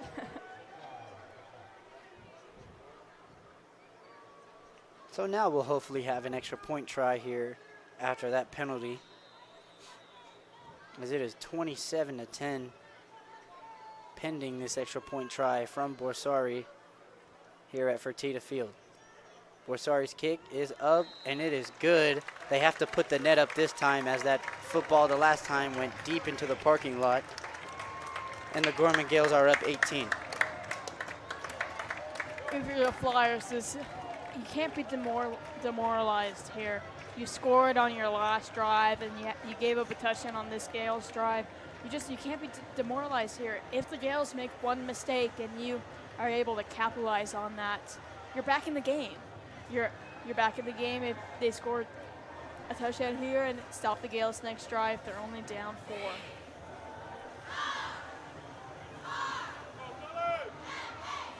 So this Gorman crowd has come to life here. A couple of deep shots has definitely gotten a rise into this crowd, as they are loving the scoreboard here at Fertitta Field. 28-10, Gales up 18 with 2.5 minutes left here in the 3rd quarter.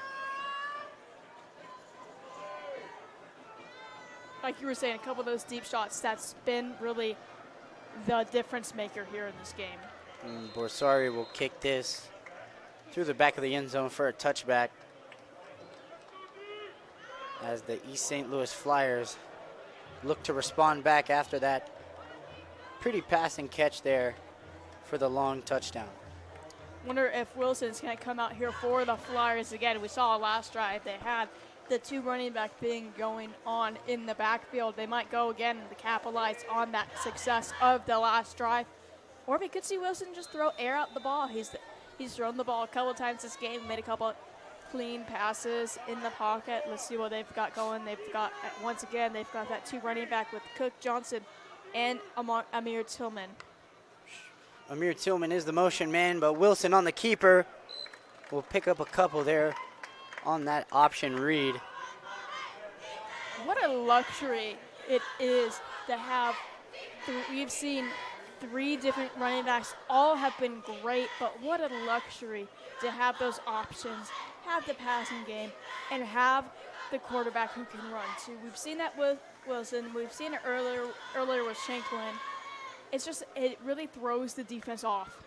Wilson fumbles the snap, and he has to dive back onto it, as this will set them back about 3, making it 3rd and long now with just under 2 minutes to go. And that is not the only time that we've seen fumbled snaps from either side. Yeah, it seems to be a pretty big problem so far with this Flyers offense. they've had a lot of muffed snaps. They've even had some on special teams to the punter with a couple, one too short, one too long. They really need to pick up the pace and chip away here. Airing it out by Wilson might be able to get them a little farther, but let's see what they have going on. They've had long rushes before. They've got Cook Johnson in the backfield, the number 2 running back of 2027. Let's see what they have going on here. Wilson takes the snap with trips to his left side. Pressure coming. Wilson has to flush away, and he throws it into the dirt there as it is incomplete, setting up 4th down for the Flyers. And that is not what you want there on that drive. No, not at all. He just, too much pressure from that Gales extraordinary defensive line. It's too much to handle at sometimes for these teams. We've seen it before. The Gales have only given up 24 points, including this game so far this season. They're really a powerhouse. So Shanklin on to punt for the Flyers. Back to receive for the Gales, as that is a bouncing snap that is partially blocked, and it is caught by East St. Louis up man, and Bishop Gorman will have the ball at the 25-yard line. They just got a little unlucky there. Once again, the snaps need to be a little cleaner, and it just got to the better of him. But the Gales are in prime position here to put away the game. They're on the 25. Let's see what's going to happen here. Got a new ball in from the last punt. Let's see what Ignio's got on this offense. He's the 121st quarterback in the class of 2026. He's committed to Hawaii. This whole team leads around him. And we can see down at the bottom of your screen, Zyron Minor, who's got 3 touchdowns this game, is out at wide receiver. Eugenio takes the snap, will hand it off to Noah Cole, who's barreling ahead, flag down as he's down inside the red zone at about the 3-yard line. Multiple flags on the field as this is likely coming back. They just got a little unlucky there, but the Flyers weren't expecting a run. We've seen Ignio be so perfect this game. He's been able to hit his wide receivers in stride downfield 20-plus yards. And the Flyers weren't ready for a rush that long. It looks like it's coming back, though. Might be a holding.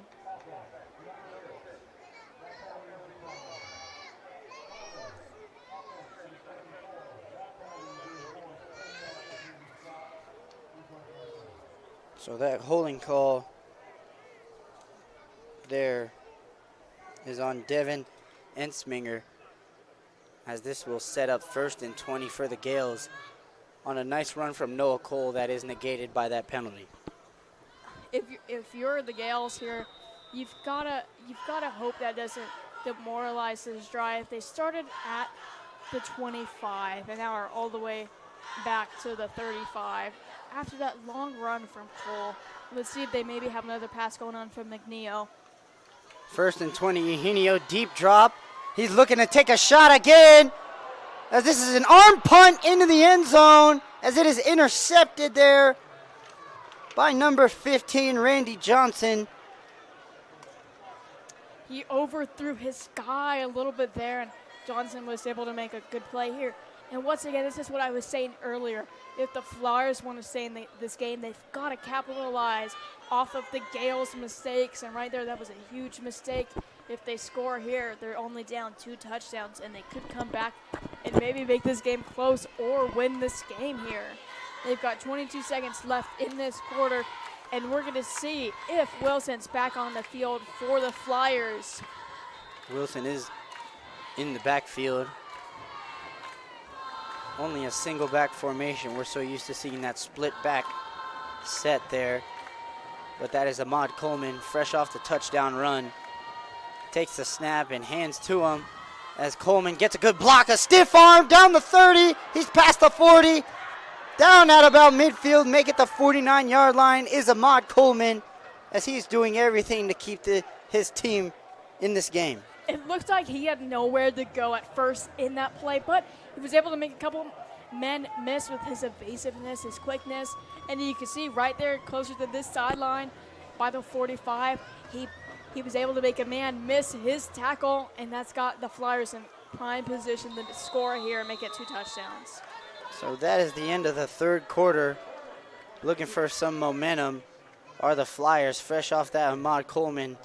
Big gain there to get the drive started for them as they look to mount a comeback here at Fertitta Field for the Flyers.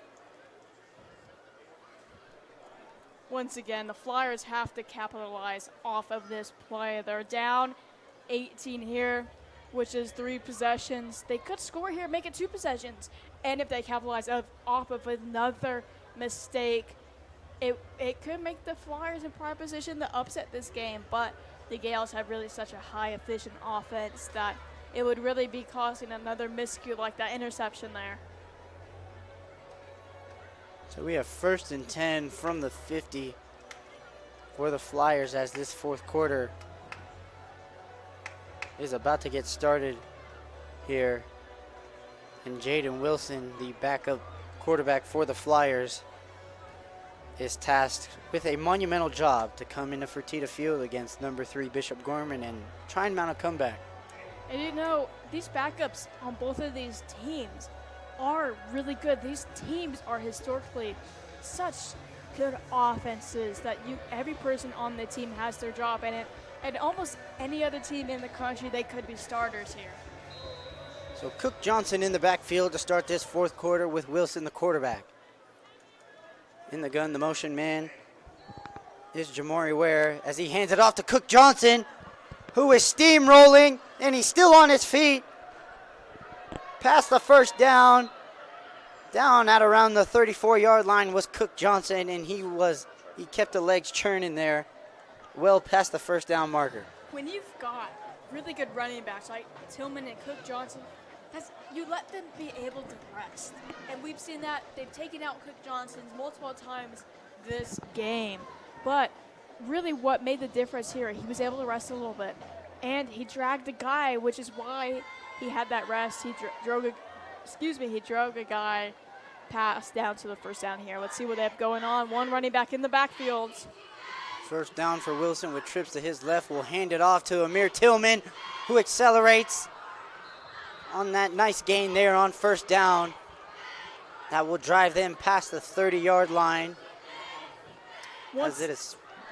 Sorry, I keep going off Thomas here. He's a great commentator here.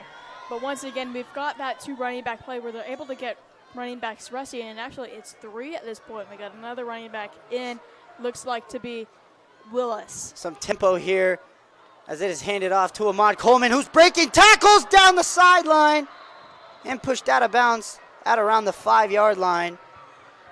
It looked like he got stopped there, but kept the legs churning, and he has set up his team with 1st and goal. The Flyers seem to do really well when they have multiple running backs in during the plays. It is able to let them rest. They get their legs some time to heal off these long runs they've had. You've got Cook Johnson back in the backfield, number 2 running back. I'd expect another rush here. So we've got 1st and goal. Hand off to Cook Johnson as it is taking the entire Bishop Gorman D-line to bring him down. He's still not down well after the whistles are blown, as it is 2nd and goal from the 3-yard line with just about 10 minutes left here in the game. The Flyers have to pick up this pace a little bit. They have been able to get some yards with the 3 running backs they have going on, but with 10 minutes going, can you really score 3 touchdowns that fast if you're this Flyers offense? So 2nd and goal, Wilson in the backfield. And a hand to Coleman, who can't break that tackle on that tackle for loss there. Taiwan Lawrence, the 6'4" D lineman, he was not going anywhere around that 6'4" frame of Lawrence there. The Gales offense has picked up on this running game from the Flyers. We're able to make the guys miss their blocking and able to get in for a tackle for loss there. Now brings up 3rd down. If I were the Flyers offense, you got to get points up. you got to go for it on 4th down here if it gets to 4th down at that point. So a big down here, making it 3rd and goal. As he looks to the left side, Wilson has a man open, and it is dropped. On a nice pass there from Wilson, they just can't execute. That was number 2, Ronnie Gomiller, as he's going to want that one back for sure. That was such a pretty pass. He was able just to throw it so nicely up in the air, right over his shoulder, but he couldn't hold on to it. The defender was 3-4 steps back behind him, weren't able to catch it. Looks like they may be going for it here, which is what you need if you're the Flyers offense. You're already down 3 possessions. It would still be 3 possessions if you didn't get it here. So 4th down, do or die situation for the Flyers, as they're going to need to take a timeout to maybe rethink their decision here on 4th down with 9.5 minutes left here in the game. What a good decision, because if we don't get it here, the game's over. They're not going to be able to get it down the field, and it's really good to regroup here. You see this a lot in basketball. If the game's super close, you want to call a timeout, so you don't want to save up your timeouts if you're not going to be in the game later. So 4th and goal for the Flyers. What do you expect to see here, Marla? They're a little too far to have a long running play, but they've been able to break out before. If they do run, I could see Tillman bringing it in for the rush. He's had a couple long plays for this team that have really brought up morale. But I think Wilson might take another shot in the end zone. We might see Miller catch that ball if it comes his way again. He seems really upset over that play. You could see he was laying down in the end zone. But let's see what they have going. It's do or die here.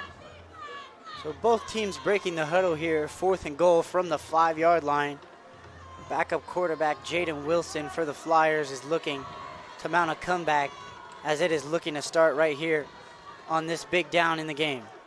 Wilson calling the protection as he has a gun bunch formation to his left side. Wilson clapping his hands, looking left side, and he's flushed out of the pocket, and he's sacked by number 5, Jet Washington, as he slams the door there on that drive, as Gorman will take over. That really just takes this game out for the Flyers. If the Gales score here, it's pretty much over. What a great heads-up play by Jet Wilson. He was able to get that sack and stop that drive for them. It was really do or die there. And you could see they didn't go with the run there. The running back headed off left on a little wheel route. Really heads-up play from Jet Washington. I didn't know he saw that line right there. So 1st and 10 for the Gales following that Jet Washington sack, and the turnover on downs is Micah Eugenio, looking to probably take some time off this clock with 9.5 left here in the game. We'll hand it off as he is barreling forward. That is number 25, Danten Kaheko. Going back to that last play by the Gales when they were able to sack Wilson, you know, the Gales, they have so many good defensive players. They don't have to rely on just one player.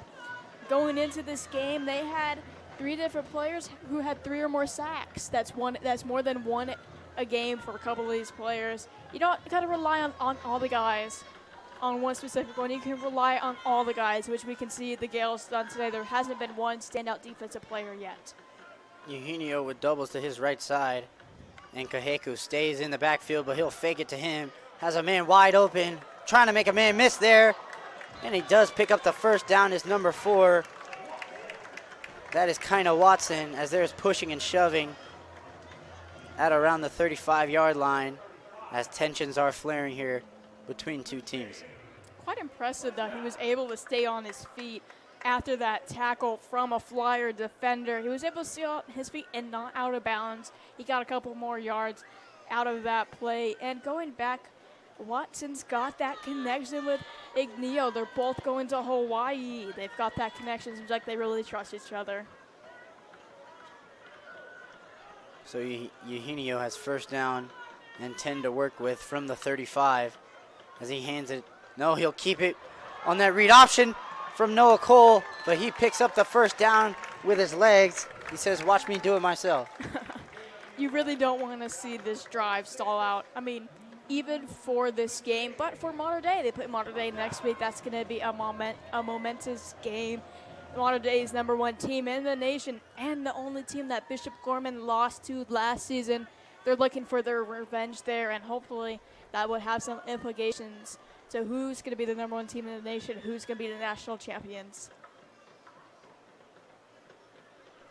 So 1st and 10 from the 46 following that scramble by Eugenio that picked up the first down. Cole in the backfield with him. This time he'll hand it off to him, and he's got a hole on the left side. There's nobody there defensively. Noah Cole trying to accelerate, but he's tackled out of bounds at around the 11-yard line. On a nice run that was. There was nobody on that left sideline for the Flyers as they are set up well in the red zone. When you've got a quarterback like Igneo, who was able to take off and run just a play before, you could see it tricked a couple defenders thinking the ball was going back with him, which their job was to take down Cole, which he was able just to rush forward and get that nice, long, pretty play for Bishop Gorman. So 1st and 10, well in the red zone here for the Gales. Trying to put the nail in the coffin here with 7 minutes and 46 seconds left in the game.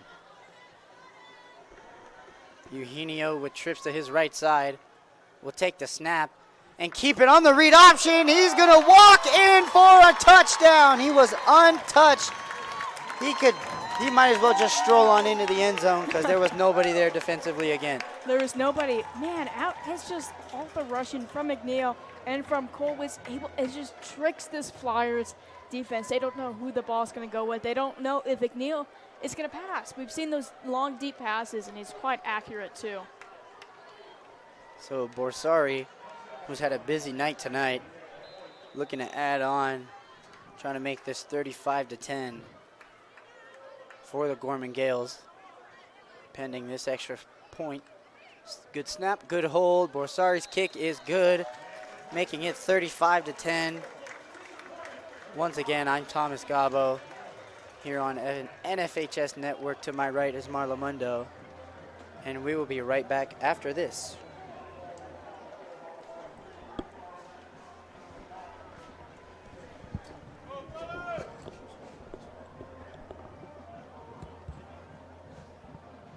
Are you an enthusiastic sports fan? Want to have fun and get in on the action? Heck yes, that'd be awesome. Have great attention to detail. Want to stay active? Definitely. Want to give back to the student athletes in your community? Obviously, yes. Then you'd make an excellent high school sports official.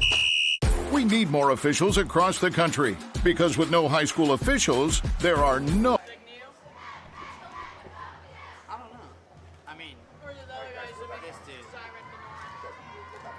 There's a kick return touchdown, 2 other touchdowns. During the break, Thomas and I were just talking about what players have been the difference maker for this game. Thomas, who has been your player maker so far? It's got to be Zyron Minor for the Gorman Gales. I mean, he's basically done it single-handedly. He's done it special teams and on offense. As this kick is brought out by number 5, Amir Tillman, trying to make 2 Gorman Gales miss, but that is not going to help as they are down at about the 11 where this East St. Louis drive gets started. But yeah, I would say Zyron Minor for player of the game, no doubt. He's been quite exceptional. That couple punts, even a couple, a punt, kick return, even a couple receiving touchdowns has really been exceptional for this Gales offense. He's just a sophomore too. He's really got that ice in his veins going, but you can't undermark Ignacio too. He's really good quarterback for this Gales offense. Let's see what the Flyers have coming up on this drive. Even if they don't win this game, you want them to have a good showing out here in Las Vegas. So we'll take the snap and hand it to the running back. That was Cook Johnson on a gain of a couple there. That is not the play that you need here late in this game if you want to try and mount a comeback. Yeah, and even just for getting some offensive plays going, calling a couple plays, you want to have some momentum going into next week. You want them to get some plays going, get some confidence growing in this team. They've only played one game this season, and it was a close loss. Wilson will hand it off to Coleman, who has the first down and a lot more. Past the 30 down to about, the 35-yard line on a nice run that was by Ahmad Coleman. As the Flyers will have 1st and 10 from the 35-yard line. So for East St. Louis, Marla, give us a rundown on how their schedule looks the rest of the season. Well, they play Alton at Alton. Then they play Belleville West for their first home game of the season. They've been on a nice road run so far. Then they go to Edwardsville in October, then Belleville East, then O'Fallon, and they end this season with IMG Academy, their revenge game, their only loss of the season last season. So Wilson misses on that pass to Go Miller on this Gorman sideline. Trying to take a shot there, just trying to get something going, but they will lead to an incomplete pass and 2nd down. There's 6:14 left in this quarter. I don't think you've got to worry about coming back. You've got to worry about getting these guys, these young athletes, confident. You want to get a nice drive going here. Cook Johnson, the motion man. Amir Tillman, the running back, as he is pushed backwards on a short gain there. So for the Gorman Gales, their upcoming schedule next week is Mater Dei. That will be a good one. Have all eyes on that game next week here at Fertitta Field. Then they play Santa Margarita at Santa Margarita. Then back home for a 2-game home stretch with Palo Verde and Mojave on 10-3, October 3rd and October 10th. And then finishing out the season, 2 away games to Somerset Academy and Shadow Ridge. Wilson motions him in, will hit Go Miller as he completes it for the 1st down.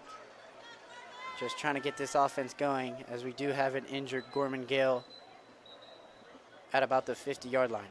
That's always hard to see. It's hard to see on this game, and a bit of a blowout to have one of your star players get injured right at the end of the game. We were talking about that Mater Dei game coming up next week.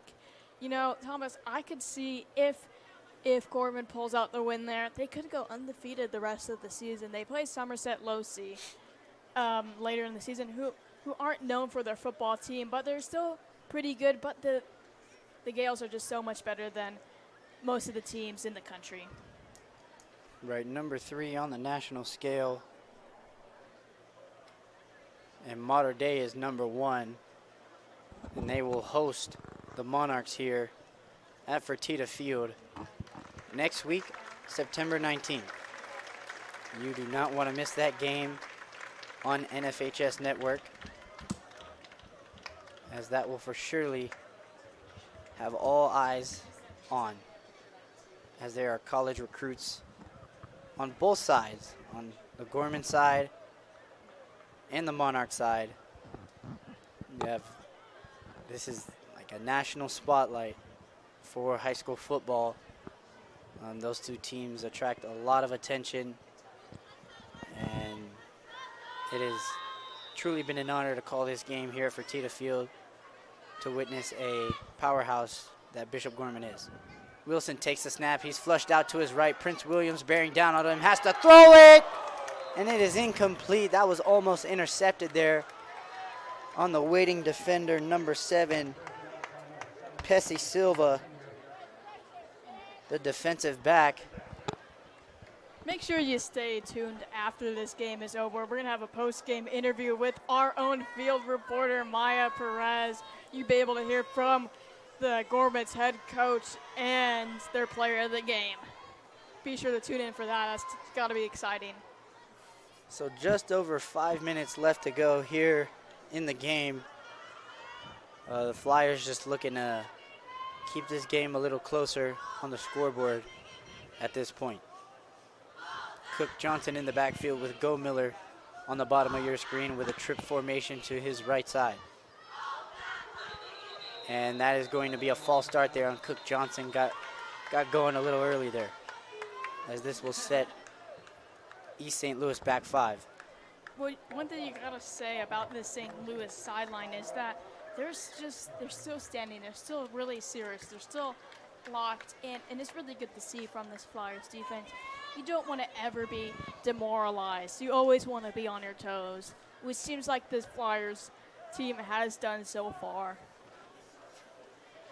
So Jaden Wilson calling the protection for his offensive lineman, with Ahmad Coleman to his left side with that same trips formation to his right side.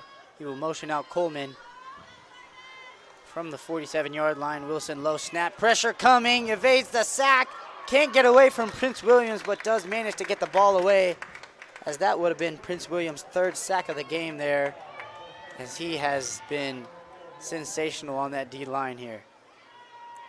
It's just he's really been able to get this team going. He's such a leader. We've seen that. We've seen the players crowd around him, asking, I don't want to say for advice, but asking him what he thinks.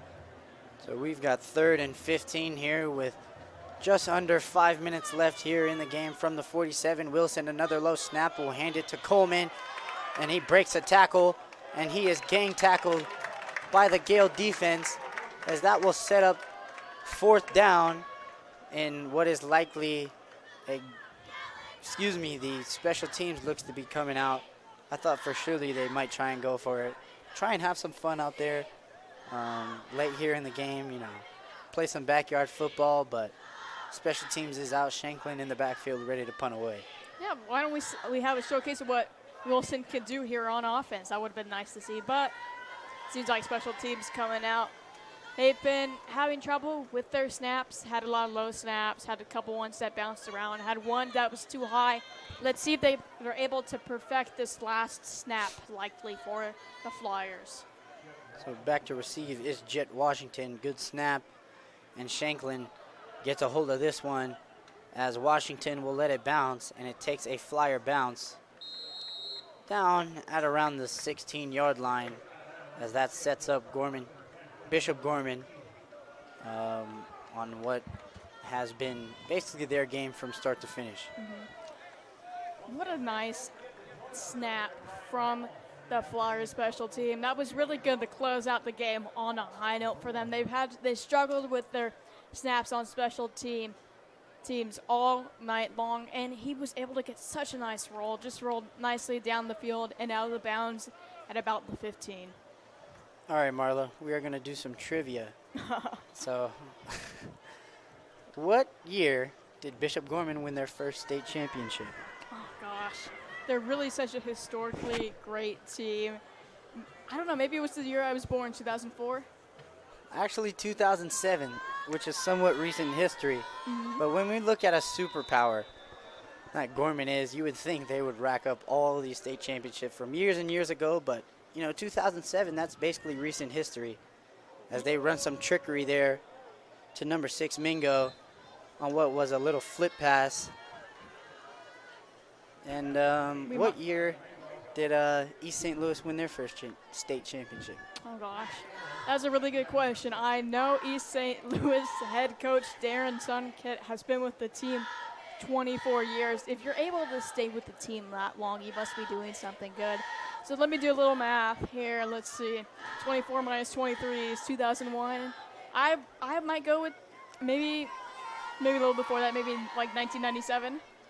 1979 is when their gosh. first state championship was birthed for the Flyers, as they have been historically good in their home state of Illinois, as Eugenio takes the snap and hands it to Noah Cole, as he tries to break a tackle there, trying to make a man miss, as he picks up the first down at about the 30-yard line.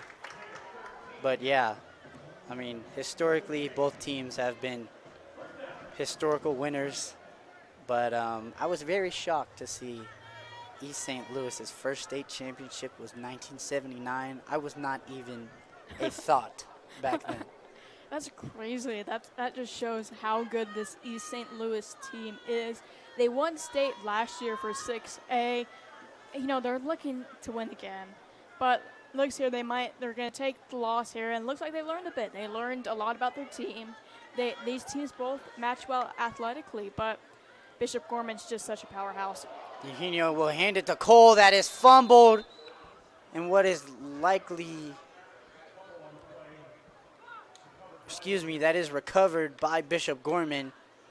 A little sloppy there, but they managed to fall back on it and live for another down, making it 2nd and 14 with just under 2 minutes left here in the game. Yeah, this has been quite an exciting game. It's really such a nice atmosphere out here in Bishop Gorman in North Las Vegas. It's really been good to see two really good teams, and a lot of these guys are going to go collegiately. They're going to go up to a different level. It's really good to see these guys before they make a name for themselves. Eugenio will hand it to Cole. Cole has a lot of room, and he's breaking tackles, and he has another first down carry at around midfield as we are closing in on the final whistle of the game with 1.5 minutes left here at Fertitta Field. We've seen Cole make some nice runs so far this game. He's really been such a great player. He's only a sophomore, so maybe after this year we expect a couple offers to come in for him. He's really been such a great asset for this Gales team that's already so explosive on offense with Ignacio. So from the 49, they set up in victory formation. As Eugenio will take the snap, and he will take a knee, as that will set up Bishop Gorman 4-0, as they will host Mater Dei next week, as that will likely be the game, period, that everybody will be watching here from Las Vegas. As we have half a minute left here, it'll take one more knee from Eugenio to wrap this one up. And if you're East St. Louis, you know, this is not a bad loss. This is a learning experience. You know, this historically good team meets an unstoppable force, and I mean, they got a lot of look. They go back home to Illinois, and they play the Alton Redbirds, and they will look to pick up a win there, which will hopefully jumpstart their season. But for now, Bishop Gorman is going to be victorious at 4-0, and they will host the Mater Dei Monarchs next week, September 19th, here on NFHS Network. And yeah, Marla, what did you think of this game? I thought it was a really nice exhibition from the Gales here. And the Flyers put up a great game. You know, they were in it for the first half. Second half, you know, the Gales, they're just unstoppable. You can't stop them. But it was really nice to see two really historically great teams play. And you can tell they have such respect for each other. After the final whistle, a couple of the players, you know, they were congratulating each other and telling them what a great game. It was really nice to see such a good outing from the Gales here, who play Mater Dei, which I just got goosebumps from. That's going to be a great game next week.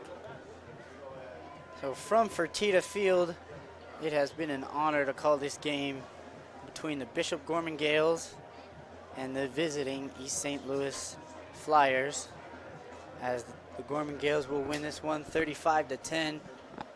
I am Thomas Gabo from NFHS Network and the Varsity Sports Show. To my right was Marla Mundo, and it has been a pleasure calling this game, and we are out. We are out. See ya.